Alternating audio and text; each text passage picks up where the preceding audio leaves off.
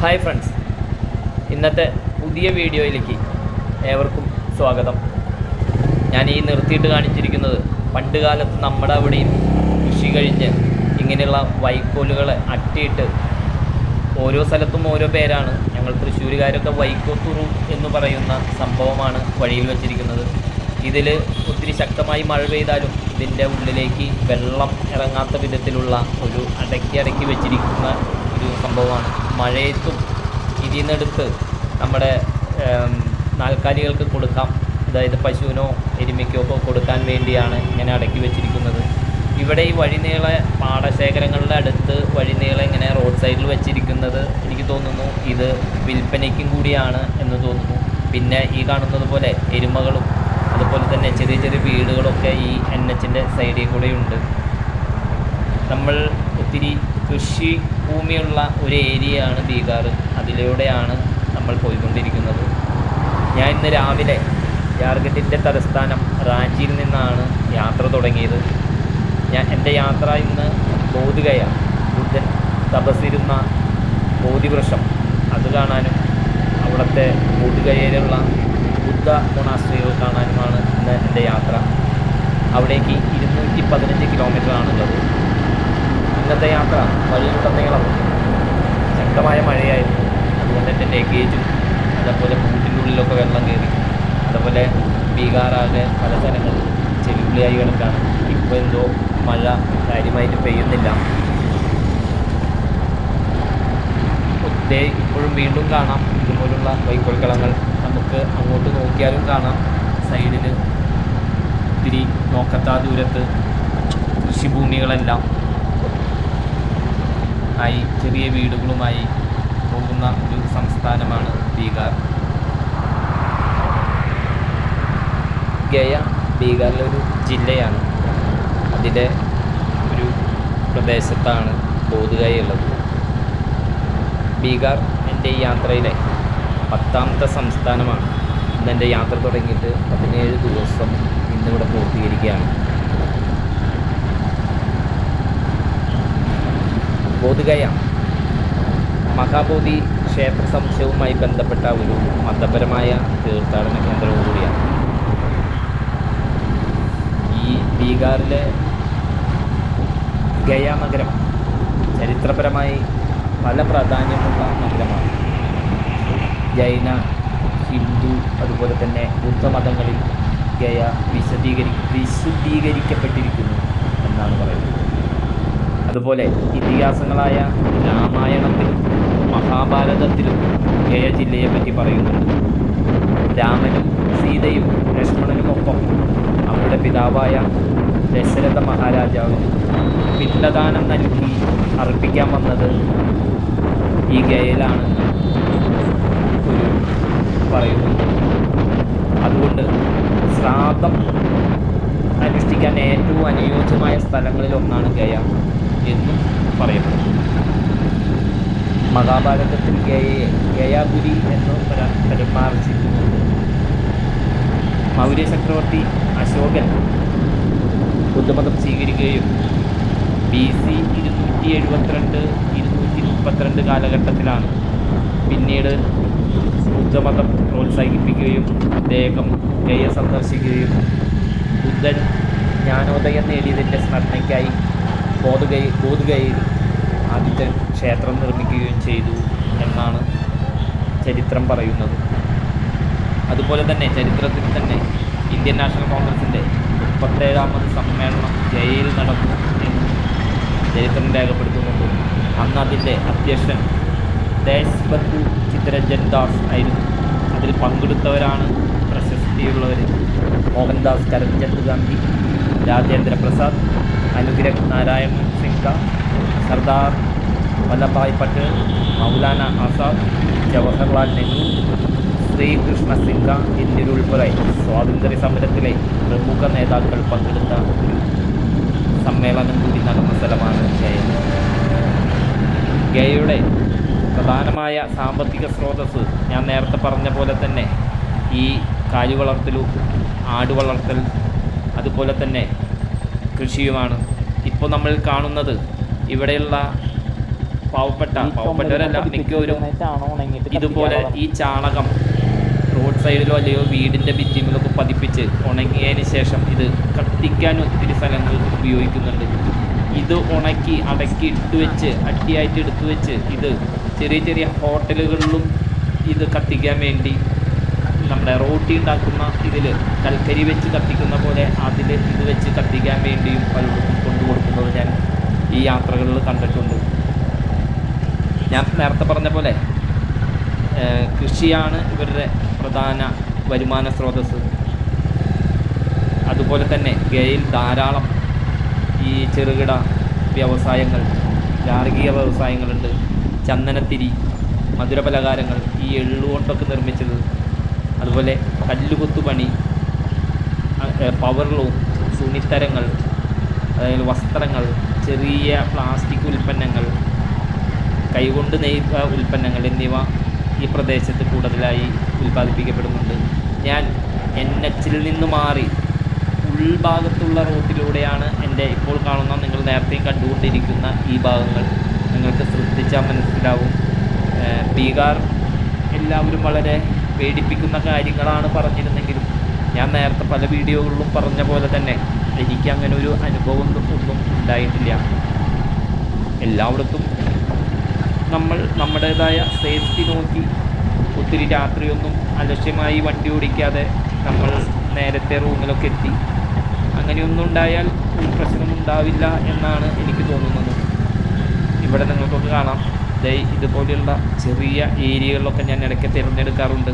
എന്താണ് അവിടുത്തെ ജീവിതം എന്ന് മനസ്സിലാക്കിക്കൊണ്ടുള്ള എൻ്റെ ഇന്ത്യയുടെ ഉൾഗ്രാമങ്ങളിലൂടെയുള്ള യാത്രയാണ് ഞാൻ ഉദ്ദേശിക്കുന്നത്. അവിടുത്തെ മനുഷ്യരുടെ ജീവിതങ്ങളുമെല്ലാം പകർത്തി അവിടെ ഇറങ്ങി വണ്ടി നിർത്തി അവരുടെ ഇടയിലേക്ക് ക്യാമറ കൊണ്ടുപോയി ഷൂട്ട് ചെയ്യാനുള്ള ഒരു ആദ്യമായുള്ള എൻ്റെ യാത്രയായ കാരണം എനിക്കൊരു പേടിയുണ്ട്. അതുമാത്രമല്ല, എനിക്ക് ഈ ക്യാമറ ഉപയോഗിച്ചുള്ള ഒത്തിരി ഷൂട്ടിങ്ങുകളൊന്നും വശമുണ്ടായിരുന്നില്ല. ഞാൻ ആദ്യമാണ് ഇങ്ങനെ തന്നെ ഒരു യാത്ര തന്നെ നടത്തുന്നത്. അതുകൊണ്ട് എൻ്റെ വീഡിയോയിലൊക്കെ ചെറിയ ചെറിയ പാകപ്പിഴകളൊക്കെ ഉണ്ട് എന്നെനിക്കറിയാം. അതുപോലെ നമ്മൾ ഇവരുടെ കൃഷി രീതികളെ പറ്റി പറഞ്ഞു. ഇവിടെ ഏറ്റവും അധികം ഉൽപ്പാദിപ്പിക്കുന്ന കൃഷിയിൽ നിന്നുള്ള ധാന്യങ്ങൾ ഗോതമ്പ്, അരി, അതുപോലെ തന്നെ ഉരുളൻകിഴങ്ങ്, ചോളം എന്നിവയാണ് ഇവിടെ ഏറ്റവും അധികം ഉൽപ്പാദിപ്പിക്കുന്നത്. അതുപോലെ തന്നെ നമ്മൾ ഇവിടെ നിന്ന് കുറച്ച് ദൂരമേ ഉള്ളൂ ബോധഗയയിലേക്ക് എത്താൻ. ബോധഗയ ഞാൻ നേരത്തെ പറഞ്ഞു, ബുദ്ധൻ ജ്ഞാനോദയത്തിനു വേണ്ടി ഇരുന്ന ബോധിവൃക്ഷം. ആ ബോധിവൃക്ഷം കാണുന്നതിനും അതുപോലെ തന്നെ നമ്മുടെ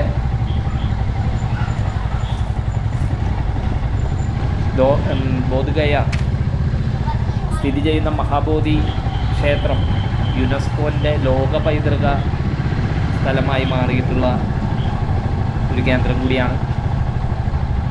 ഞാൻ നേരത്തെ പറഞ്ഞിട്ടുണ്ടായിരുന്നു, ക്ഷേത്രം നിർമ്മിച്ചത് മൗര്യ ചക്രവർത്തിയായ അശോകനാണ് ഈ ക്ഷേത്രം നിർമ്മിച്ചത്. നമ്മൾ ബോധഗയയിലേക്ക് അങ്ങനെ എത്തി. എൻ്റെ ഒപ്പം രണ്ടുപേരും കൂടിയിരിക്കുന്നത് റൂം ശരിയാക്കി തരാം എന്ന് പറഞ്ഞുകൊണ്ടാണ്. ഞാൻ ഉച്ചയ്ക്കാണ് ഗയയിലെത്തിയത്. ഞാൻ പറഞ്ഞു, ഞാൻ കണ്ടുപിടിച്ചോളാം, ഇവരെ ഏജൻറ്റുമാർ ചിലപ്പോൾ നമുക്ക് പണി തരും, അതുകൊണ്ട് ഞാൻ കണ്ടുപിടിച്ചോളാം എന്ന് പറഞ്ഞ് ഈ റൂം അന്വേഷിച്ചുകൊണ്ട് ഇതിൽ നടക്കുന്നതാണ്. ഇതൊരു വലിയൊരു റൗണ്ടാണ്. ആ റൗണ്ടിന് ചുറ്റും ഒത്തിരി ഹോട്ടലുകളുണ്ട്. ഇവിടെ ഒന്നും റൂം ബുക്ക് ചെയ്ത് വരേണ്ട, ഉത്സവങ്ങളിലൊക്കെ ബുക്ക് ചെയ്ത് വരേണ്ട വരുമോ എന്ന് എനിക്കറിയില്ല. ഇപ്പോഴൊന്നും റൂം ബുക്ക് ചെയ്ത് വരേണ്ട ഒരാവശ്യമില്ല. ഇഷ്ടംപോലെ കോട്ടേജുകളുണ്ട്, ഇഷ്ടംപോലെ ഹോട്ടലുകളുണ്ട്, ഇഷ്ടംപോലെ ഹോം സ്റ്റേകളുണ്ട്. അതുകൊണ്ട് റൂമിനൊന്നും ഒരു ബുദ്ധിമുട്ടും ഇല്ല. അപ്പോൾ ഞാൻ നേരത്തെ പറഞ്ഞ പോലെ ഈ ബുദ്ധൻ ജനിച്ചത് BC 563 എന്നാണ് വിശ്വസിക്കപ്പെടുന്നത്. സിദ്ധാർത്ഥൻ എന്ന നിലയിൽ BC 534 ആളുടെ 29-ാം വയസ്സിൽ അദ്ദേഹം തൻ്റെ കുടുംബത്തെ ഉപേക്ഷിച്ച് സത്യാന്വേഷണത്തിനായി യാത്ര ചെയ്യുകയും ധ്യാനിക്കുകയും ചെയ്തു. ഒടുവിലാണ് ഗയയിൽ ഈ ജ്ഞാനോദയത്തിൽ എത്തിയത് എന്നാണ് പറയപ്പെടുന്നത്. കാമം, വിദ്വേഷം, ഭ്രമം എന്നിവയിൽ നിന്ന് പൂർണ്ണമായി മുക്തമായ അവസ്ഥ എന്നാണ് ഇതിനെ അർത്ഥമാക്കുന്നത്. ബോധ്ഗയയിലെ പ്രധാന ആശ്രമത്തെ പാലി എന്നാണ് വിളിച്ചിരുന്നത്. അതിപ്പോൾ മഹാബോധി ക്ഷേത്രം എന്നറിയപ്പെടുന്നു. നമുക്ക് കാണാം, കുറച്ച് കഴിയുമ്പോൾ നമ്മൾ അതിലേക്ക് പോകുന്നുണ്ട്.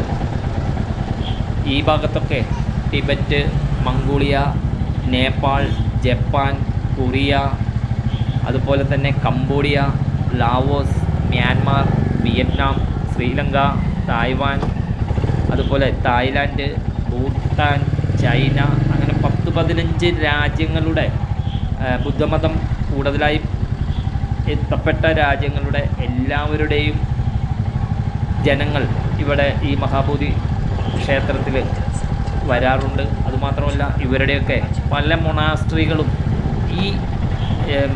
ഈ അമ്പലത്തിന് ചുറ്റുമായി പല പ്രദേശത്തുമായി സ്ഥിതി ചെയ്യുന്നുണ്ട്. അവരുടെ ആശ്രമങ്ങളും നിർമ്മിച്ചിട്ടുണ്ട്. ഈ കെട്ടിടങ്ങൾ അതത് രാജ്യങ്ങളിലെ വാസ്തുവിദ്യാശൈലികളിലാണ് അലങ്കരിച്ചിട്ടുള്ളത്. അത് നമുക്ക് നേരിട്ട് കാണാം. തായ് ക്ഷേത്രത്തിൽ അടുത്തായി 100 വർഷത്തിലേറെ പഴക്കമുള്ള പൂന്തോട്ടത്തിനുള്ളിൽ ബുദ്ധൻ്റെ 25 മീറ്റർ ഉയരമുള്ള ഒരു പ്രതിമയൊക്കെ ഉണ്ട്. അതൊക്കെ നമുക്ക് കാണാൻ പോകണം. ഈ കാണുന്നതാണ് ഈ ബുദ്ധൻ തപസ് ചെയ്ത ആലിലേക്ക് പോകുന്ന ഈ വഴി. അതിൻ്റെ കനത്ത സെക്യൂരിറ്റി ഉണ്ട് ഇവിടെ. കാരണം 2013 ജൂലൈ 7 ഒരു പുലർച്ചെ മഹാബോധി ക്ഷേത്രത്തിൽ ബോംബ് സ്ഫോടനം നടന്നു. പല പ്രദേശങ്ങളിലായി ബോംബ് സ്ഫോടനം നടന്നത്. ആർക്കും മരണം സംഭവിച്ചില്ലെങ്കിലും പരിക്കുകളുണ്ട്. 9 സ്ഫോടനങ്ങളാണ് നടന്നത്. അതെല്ലാം ചെറിയ ചെറിയ സ്ഫോടനങ്ങളെന്നാണ് അറിഞ്ഞത്. അതിനുശേഷം വലിയ സെക്യൂരിറ്റി ചെക്കിങ്ങും, നമ്മുടെ ക്യാമറ കടത്തില്ല, മൊബൈൽ ഫോൺ കടത്തില്ല, ബാഗുകളൊന്നും കടത്തില്ല. ഈ കാണുന്നതാണ് അങ്ങോട്ട് പോകാനുള്ള എൻട്രൻസ്. അതിനു മുമ്പ് ഞാൻ ഈ ക്യാമറയൊക്കെ പിടിച്ച് ഇതിലെ നടന്നു എന്നുള്ളൂ. ഇതിൻ്റെ ഉള്ളിലേക്ക് ക്യാമറ കടത്തില്ല. അതൊക്കെ നമുക്ക് ഇവിടെ സെക്യൂരിറ്റി, അതായത് പൈസ ഇല്ലാതെ തന്നെ നമ്മുടെ ഇതെല്ലാം പേഴ്സ് അടക്കം മേടിച്ച് വയ്ക്കുന്ന, പേഴ്സിൽ എന്തെല്ലാം ഉണ്ട് എന്ന് കാണിച്ചിട്ട് അവിടെ മേടിച്ച് വയ്ക്കുന്ന ഈ കാണുന്ന സ്ഥലങ്ങളിലെല്ലാം അത് മേടിച്ച് വയ്ക്കുന്നുണ്ട്. അതുകൊണ്ട് നമുക്ക് അതിൻ്റെ ഉള്ളിലുള്ള യാതൊരുവിധ ഷൂട്ടിങ്ങും നടക്കില്ല.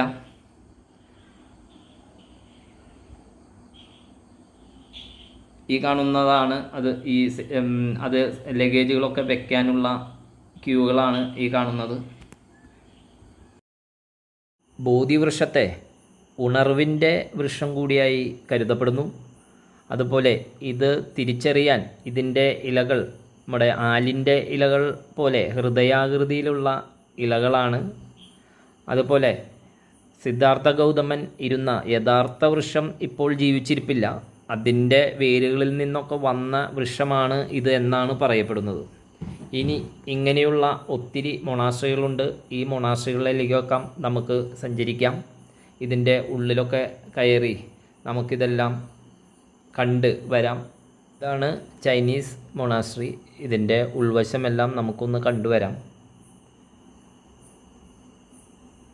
ഇതുപോലെ ഞാൻ നേരത്തെ പറഞ്ഞ പോലെ 10-14 രാജ്യങ്ങളുടെ ബുദ്ധമതത്തെ ആചരിക്കുന്ന രാജ്യങ്ങളുടെ മൊണാസ്ട്രികളൊക്കെ ഉണ്ട്. ഒട്ടുമിക്ക മൊണാസ്ട്രികളിലെല്ലാം നമുക്കിതൊക്കെ ഒന്ന് സന്ദർശിച്ച് തിരിച്ചു വരാം.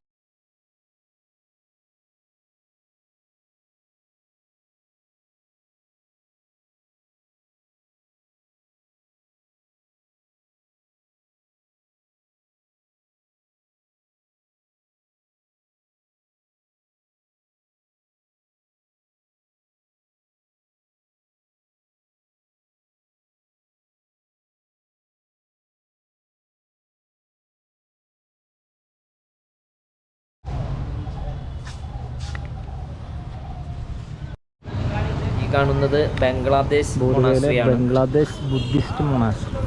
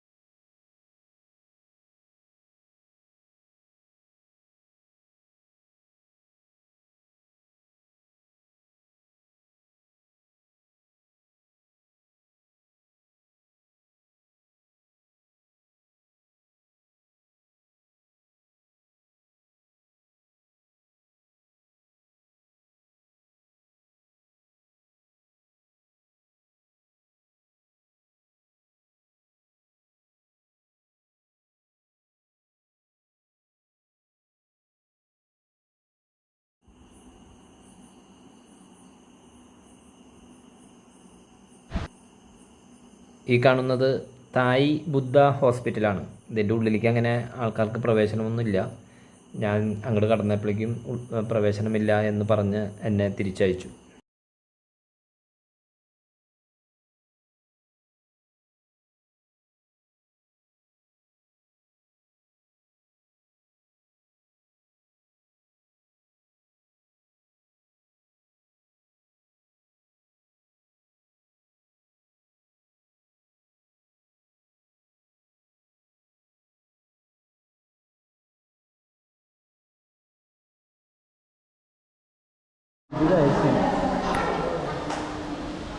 Yeah, because let's say it was PS5, the way I think it will be late there, like nowadays it's 7 or 8. Venkataraman ഉദ്ഘാടനം ചെയ്ത ഒരു ബുദ്ധ മുൻ പ്രസിഡന്റ്, ഇന്ത്യയിലെ പ്രസിഡന്റ് ഉദ്ഘാടനം ചെയ്ത ഒരു ബുദ്ധ temple. Okay, okay. Yeah, sure. Yes, thank you.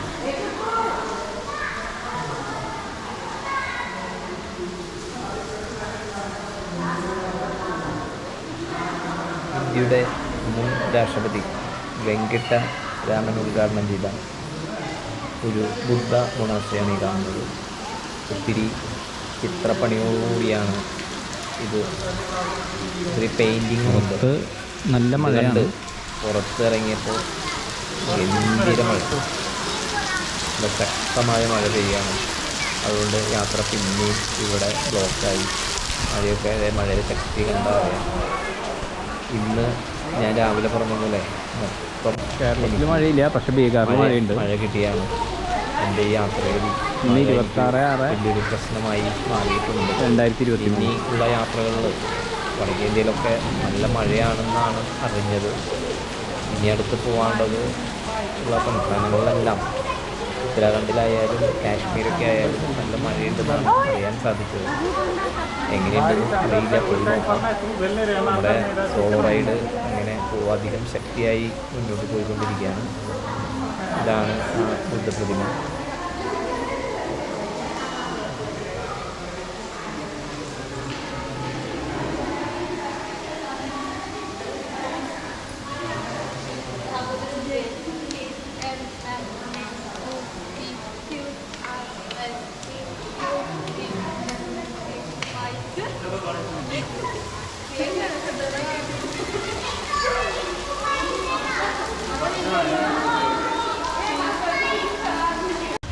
ഇത് ജപ്പാൻ്റെ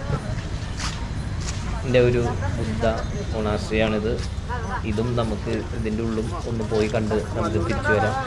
ഇവിടെ ഭിക്ഷാടകർ കൂടുതലായും ഇവിടെ ഉണ്ട്. മറ്റു സ്ഥലങ്ങളിലൊക്കെ 1-2 പേരൊക്കെ ഉണ്ടായിരുന്നു. ഇവിടെ കൂടുതലായി ഭിക്ഷാടകരെ കാണുന്നുണ്ട്.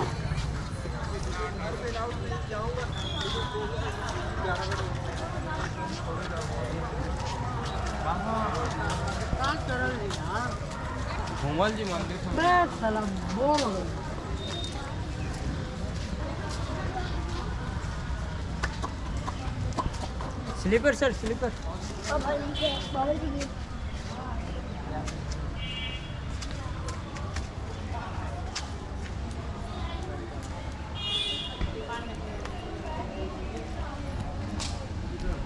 കുറച്ച് സ്റ്റെപ്പുകൾ കയറിയുള്ള ടെമ്പിളാണ്.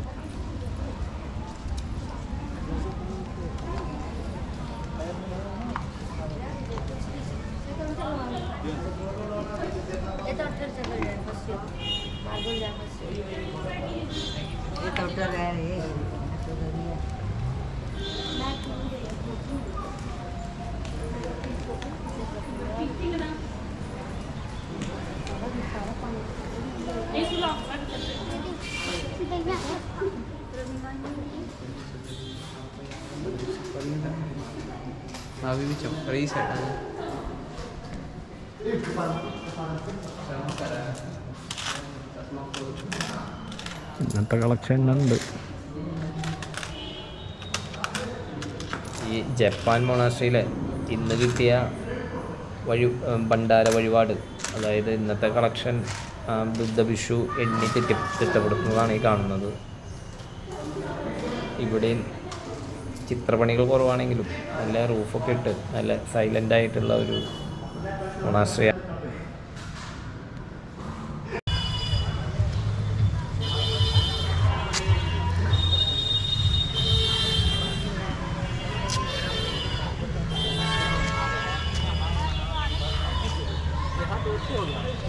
മീറ്റർ ഉയരമുണ്ട്. ഇവിടെയുള്ള ഈ കാണുന്നതാണ് ഈ ക്ഷേത്രത്തിനടുത്ത് വ്യത്യസ്ത ഒരു ഭാവങ്ങൾ വലിയ പൂന്തോട്ടത്തിന്റെ നടുവിലായി സ്റ്റാച്ചുകൾ ഒരു 25 മീറ്റർ ഉയരത്തിലുള്ള ഇതുപോലുള്ള സ്റ്റാച്ചുവും കൂടി ഇതിലൂടെ ഗ്രേറ്റ് ബുദ്ധ പ്രതിമ എന്നറിയപ്പെടുന്നു.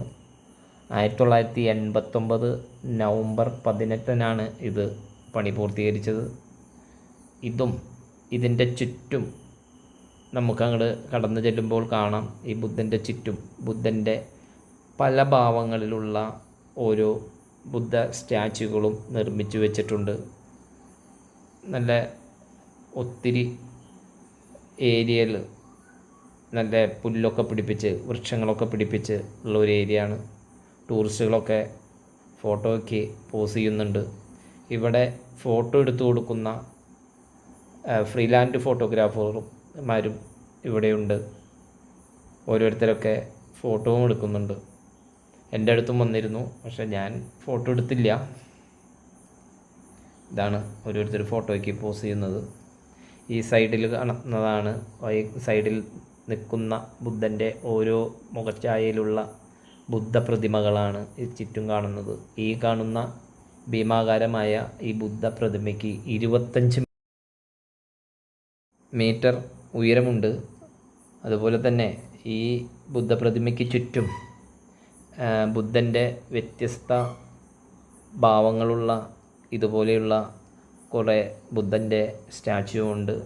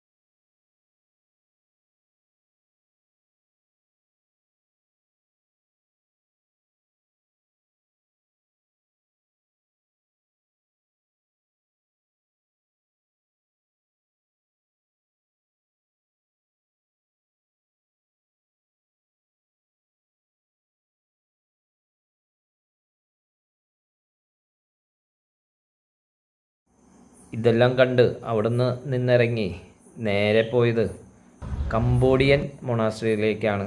പക്ഷേ ഞാൻ അവിടെ ചെന്നപ്പോഴേക്കും കംബോഡിയൻ മൊണാസ്ട്രി അടച്ചിട്ടിരിക്കുകയാണ്. എന്നിരുന്നാലും അവിടെ നിന്ന് അതിൻ്റെ ഗേറ്റിൻ്റെ ഉള്ളിൽ കൂടെയൊക്കെ അതെല്ലാം ഒന്ന് കണ്ട് അവിടെ നിന്ന് വീണ്ടും തിരിച്ച് യാത്ര റൂമിലേക്കാണ് എന്നുള്ള യാത്ര.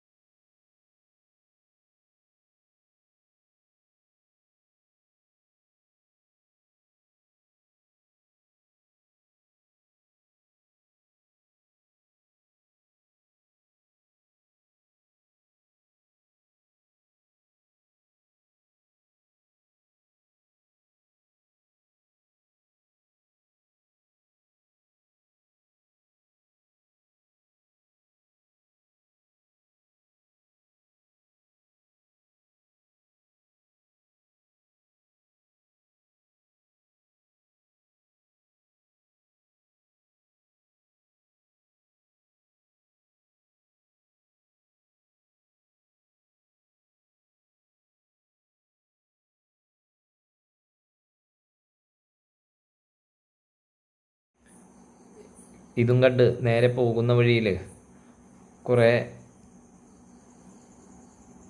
ബുദ്ധൻ്റെ പ്രതിമകൾ, വെങ്കലത്തിലുള്ള പ്രതിമകളും അതുപോലെ തന്നെ സിറാമിക്കിലുള്ളത്, അതുപോലെ തന്നെ മാർബിളിലുള്ളത്, അങ്ങനെയുള്ള ബുദ്ധ പ്രതിമകൾ മാത്രം വിൽക്കുന്ന ഒരു കടയിൽ കയറി. വുഡ് കൊണ്ടുള്ളത്, അങ്ങനെ ബുദ്ധൻ്റെ വിവിധ ഭാവങ്ങളിലുള്ള വെങ്കല പ്രതിമയാണ് ഏറ്റവും കൂടുതലുള്ളത്.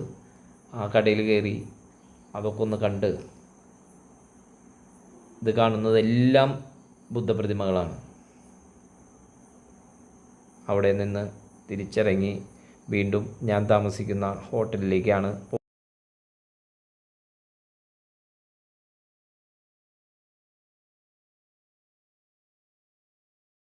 ഹോട്ടൽ GM ഇൻ്റർനാഷണൽ ഗയയിൽ താമസിച്ച ഹോട്ടലാണ്. നല്ല വൃത്തിയൊക്കെയുള്ള ഹോട്ടലാണ്, പുതിയ ഹോട്ടലാണ്. ടൂറിസ്റ്റുകളൊക്കെ വളരെ കുറവായ കാരണം നോൺ AC-ക്ക് 600 രൂപയാണ്. AC ഇടണമെങ്കിൽ 1000 രൂപ. പക്ഷേ നല്ല മഴയൊക്കെയുള്ള കാരണം അതിൻ്റെ ആവശ്യമില്ല. നോൺ AC തന്നെയാണ് ഞാൻ എടുത്തത്. നിങ്ങൾ ഹോട്ടലിൻ്റെ ഉള്ളൊക്കെ ഒന്ന് കണ്ടാൽ മനസ്സിലാവും. എൻ്റെ ബൈക്കൊക്കെ പുറത്തിരിപ്പുണ്ട്. ഇവിടെ ഹോട്ടലുകളിൽ പാർക്കിംഗ് ഏരിയ വളരെ കുറവാണ്. നമ്മൾ ഹോട്ടലിൻ്റെ മുൻപിലൊക്കെ വണ്ടി വെച്ച് ധൈര്യത്തോടു കൂടി അകത്ത് പോകണം. എല്ലായിടത്തും ക്യാമറയുടെ നിരീക്ഷണത്തിലാണ്. ഇതാണ് ഹോട്ടലിൻ്റെ ഉൾഭാഗം. നമ്മൾ ക്യാമറയുമായി പോകുമ്പോൾ അവിടെ ഉണ്ടായിരുന്ന ഒരു പെൺകുട്ടി നമുക്ക് ടാറ്റയൊക്കെ തന്ന് അങ്ങോട്ട് പോകുന്നുണ്ട്.